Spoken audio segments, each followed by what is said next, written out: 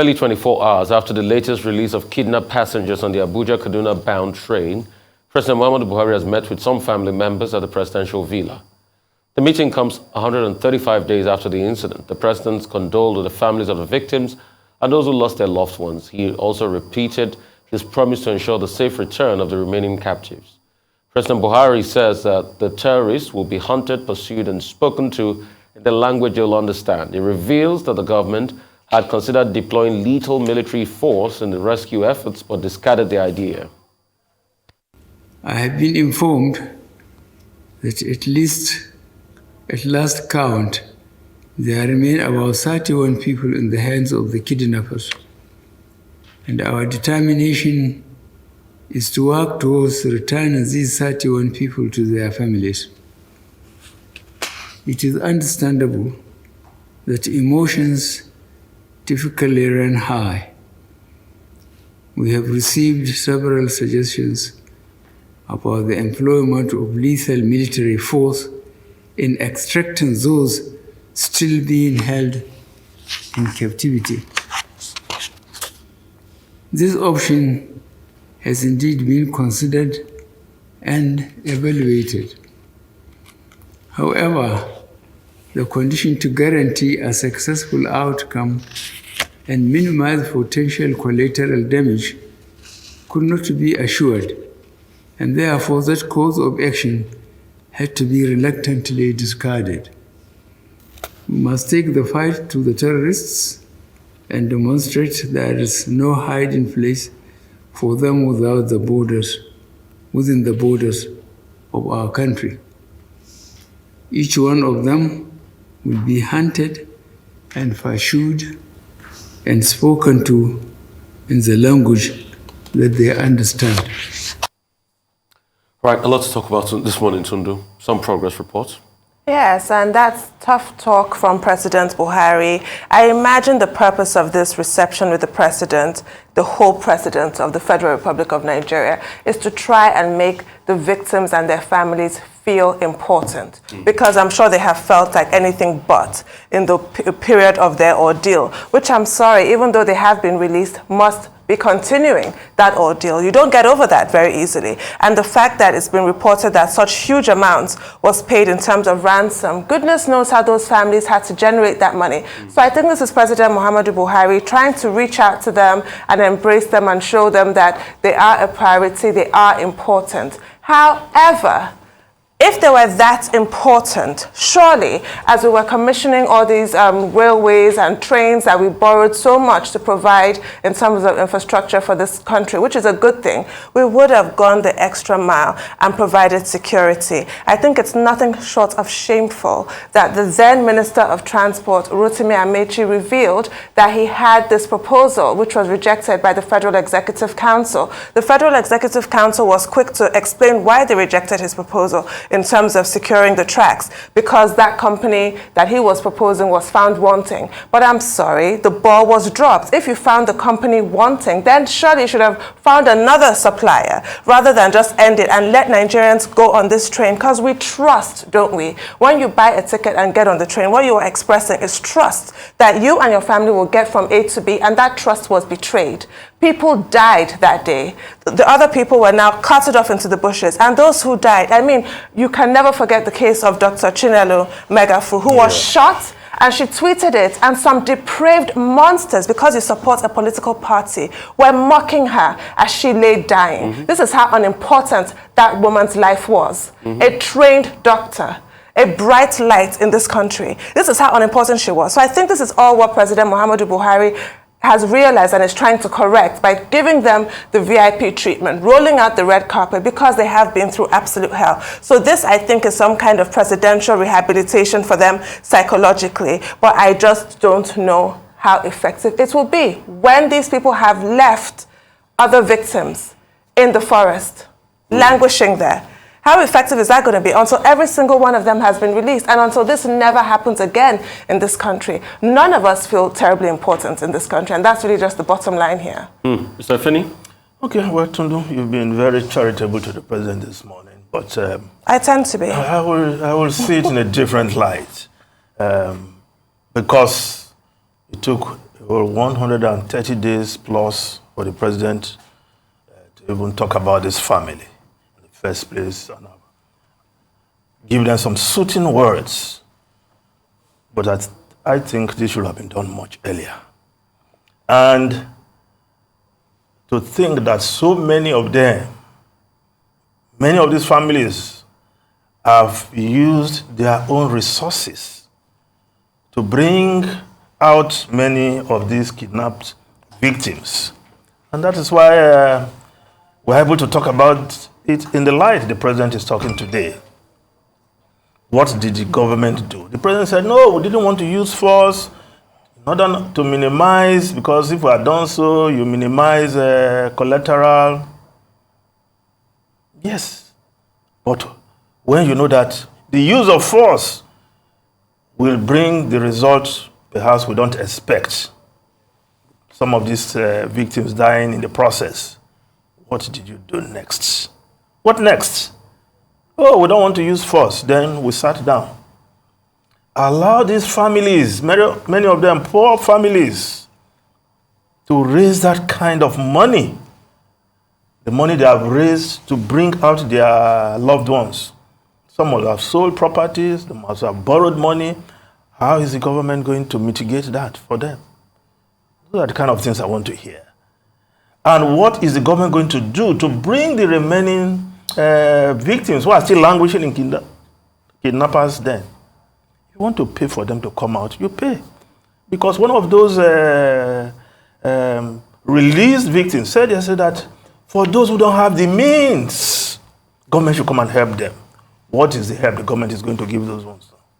Those are the kind of things I want to hear at this time. Then you say, yes, soothing words. We dropped the ball a long time ago. Long time.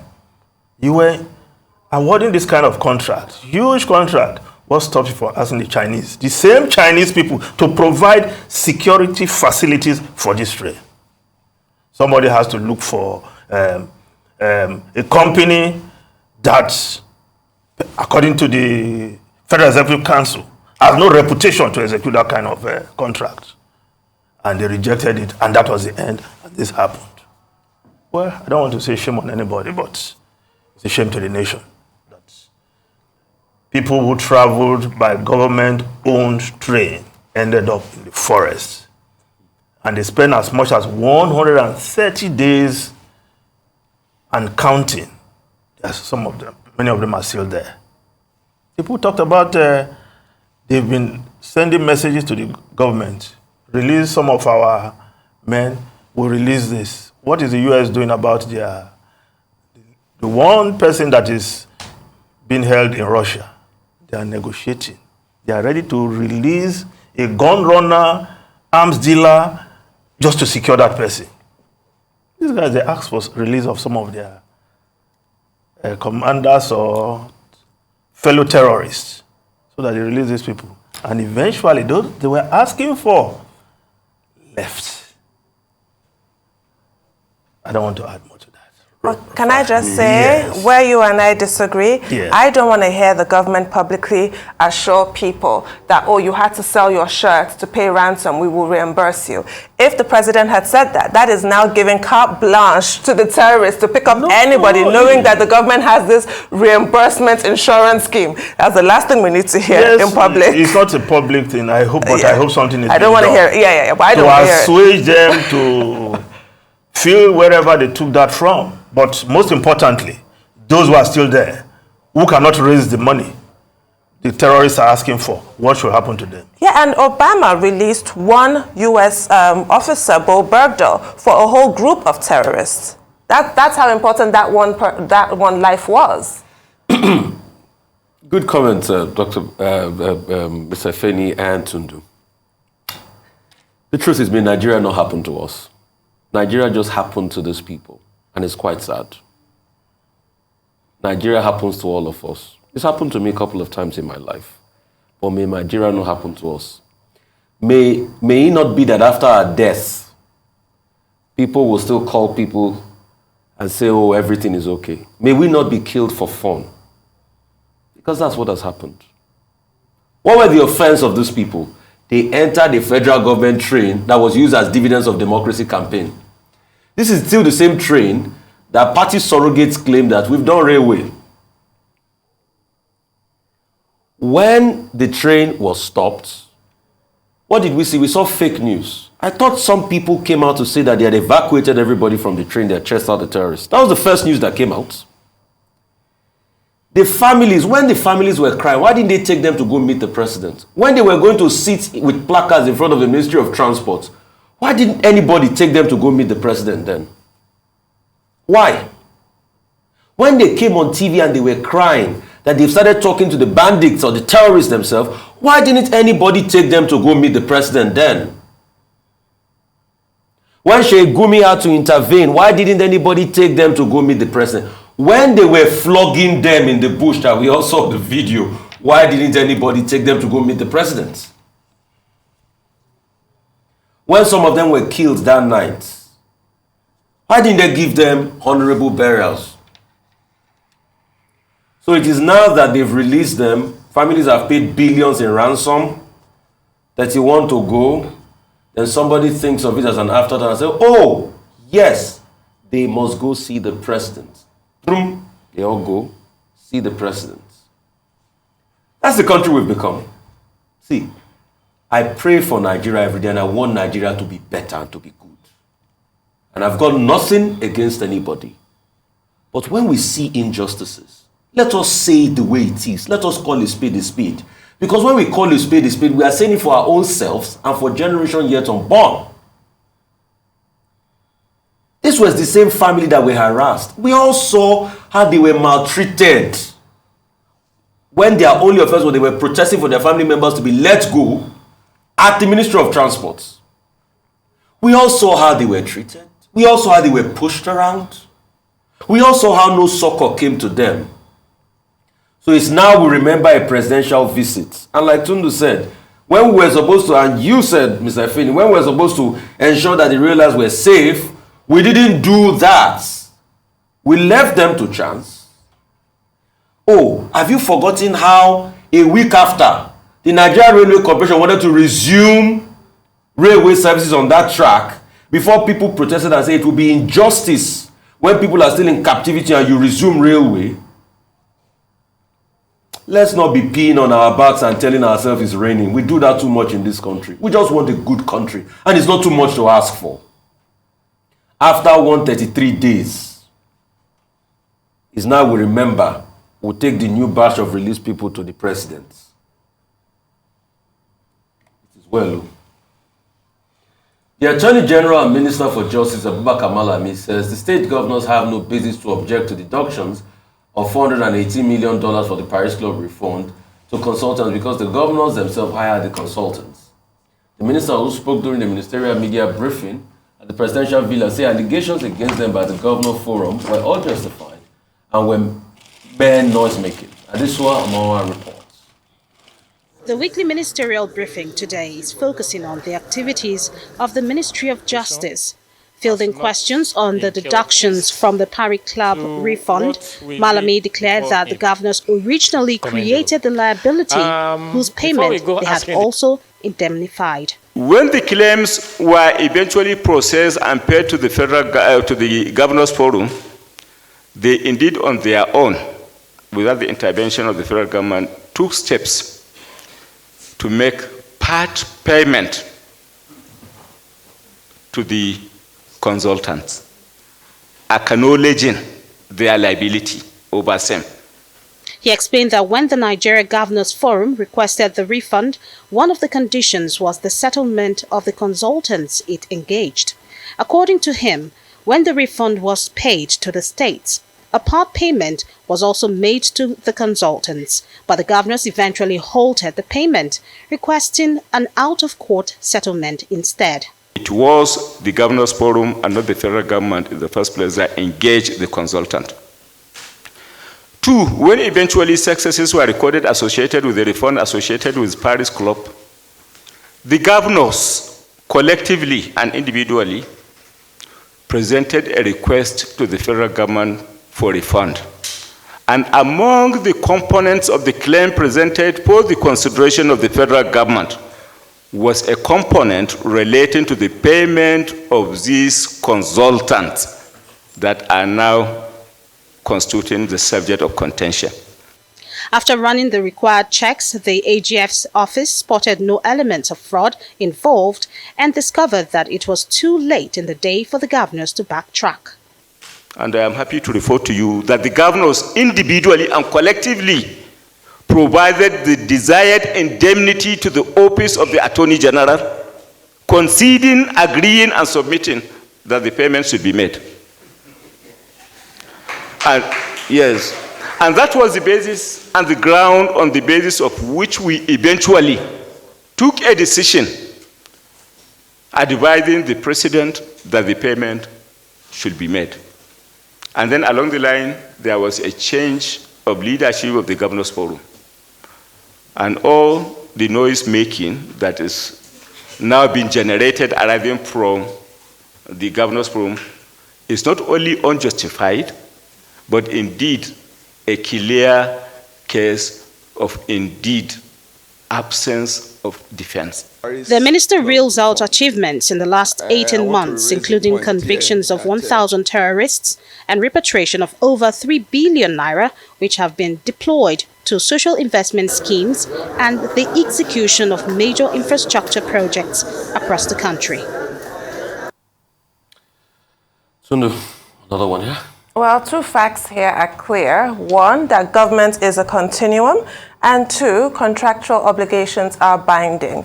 This is one of those things, it's my favorite topic actually, devolution of power. It's one of those issues where you have to look at fiscal federalism and pray that we finally get there. The Nigerian Governors Forum's objection is accusing the Attorney General of unseemly haste in wanting to quickly pay the consultants, because the Attorney General has ordered the Minister of Finance to pay consultants $418 million.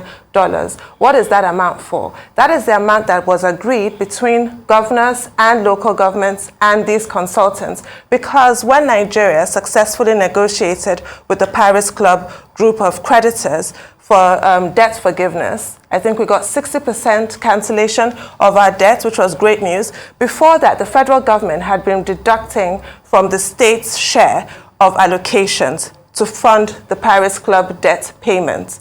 When that cancellation happened, it was these consultants that went and pointed out to the states that, hey, you've been overcharged, you're owed some money. So without these consultants, the states might not have been aware, which for me is a huge red flag. What were they doing, falling asleep at the wheel in that fashion? Yes. So the consultants came in and saved the day, which I imagine is why they were now allowed to have this generous settlement for their efforts of $418 million. Now, the consultants did a job and performed a service. Should they be paid such an exorbitant amount, it seems, from our perspective, because it's such a huge amount when you think in terms of even the ASU strike, where 1 trillion is a problem for the federal government of Nigeria. So that should have been negotiated at the time. So that's another red flag. The kinds of contracts that we bind ourselves to and bind future administrations and the citizens of this country. That's another issue here. But the fact of the matter is that that agreement was signed.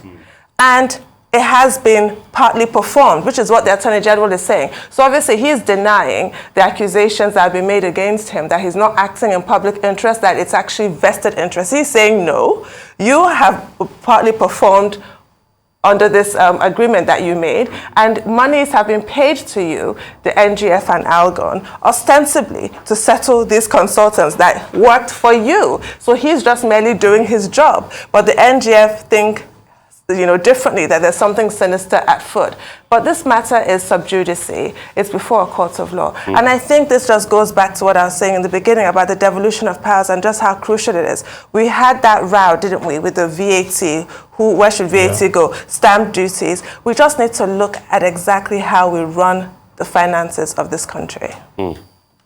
Stephanie? Was the contract signed? Yes. Is that amount too huge? Maybe. But you signed a contract. Perhaps we should go back in time and evaluate, but perhaps it's too late in the day now. The nature of services rendered, whether going by international best practices, that is the kind of fee you pay for that kind of consultancy. But once you have signed, it's like you are bound to Of course, pay is an obligation, but I don't think it will be out of place if somebody somewhere decide to do an inquisition into the services rendered and the amount being paid, whether it is commensurate. It will not be too late for that to be done by somebody somewhere. And if the states are serious, I think what all the accountants hired in the various ministries, and what are they doing if they cannot? This is the question. if you need a consultant to point out to you that that you're owed money, you're being owed. What are they doing? What are they doing? So, but you said it's sub judice. You lawyers, you know how you. So maybe let's see how the courts will decide. But according to Malami, the governors are just making noise. Yes.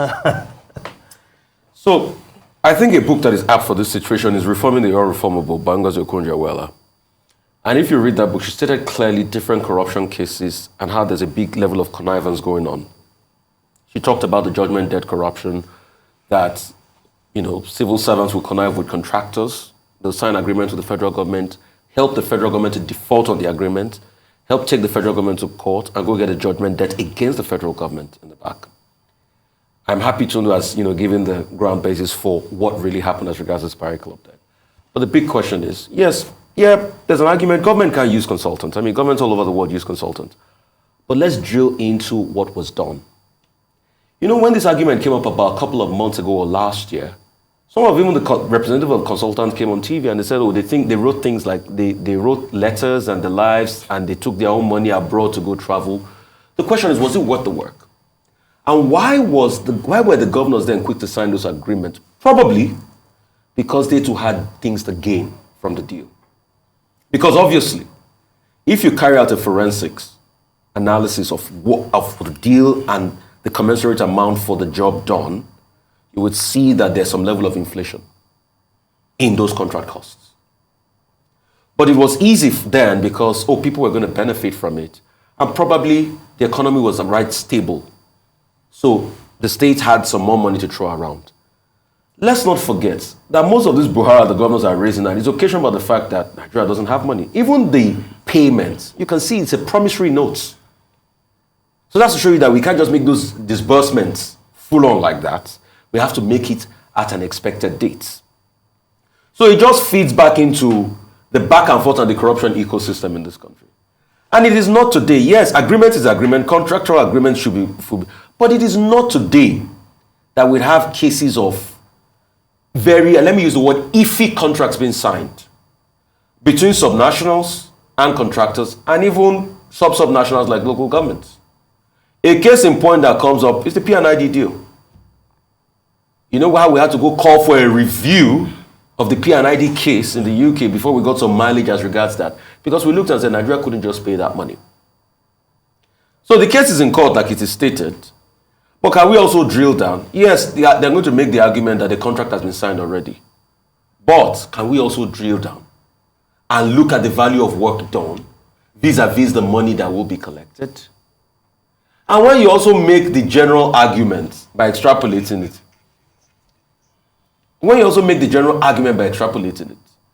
you will also say most of even the Spire Club refund money that the governors got, what did they do with it? We all know how they squandered these monies. We all know how some of them were owing salaries. They got the money in the guise of paying salaries. They didn't even pay those salaries. So it's all just that corrupt ecosystem that we've built for ourselves as a nation. The question is, when are we going to get out of it? On the other side of the argument, it's not supposed to be a bad thing to use consultants, but was due diligence put in place? Who looked at the due process of even those monies reached in agreement for the consultancy job done? Questions. Yeah.